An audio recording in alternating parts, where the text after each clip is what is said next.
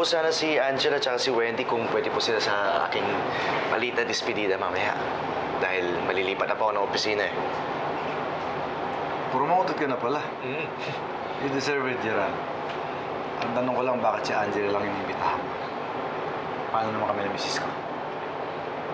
Siyempre, invited po kayo. Kung hindi po kayo busy, sama po kayo. Saan ba yung despedida mo? Doon po namin gagawin sa picnic grounds po, malapit sa ilog. Gerald, pasensya ka na ha. Kasi wala kasi ako sa mood magsaya ngayon. Oo nga. Ako rin, di na rin ako makakasama. Wala naman ako makaka-date dun eh.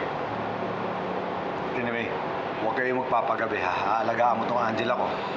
Ayoko may umaaligid dito. Dad naman eh. Kung magbilin kayo para akong bata. Oo naman. Bata ka pa, Angela. Kaya bawal ka pa mag-boyfriend.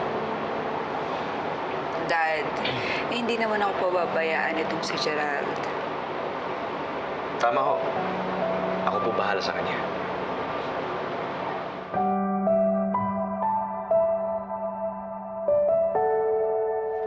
Wendy! Dalian mo! Marami pa tayong ihahanda!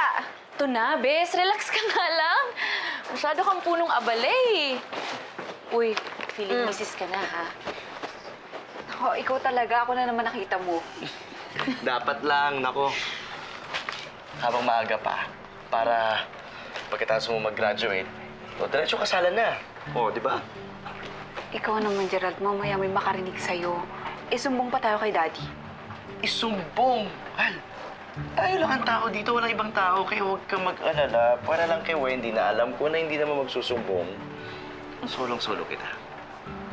Ewan ko sa inyong ganyan. Teka lang ha, may kukunin lang ako mga gamit sa sasakyan, ha? Sige, sige. Babalik ako, wait lang. Yan na. Al. May sinasabi ang puso ko. Sabi niya, I love you daw. Sabihin mo dyan sa puso mo, I love you too. Marunong ka rin sumagot, ano? Love you, Al.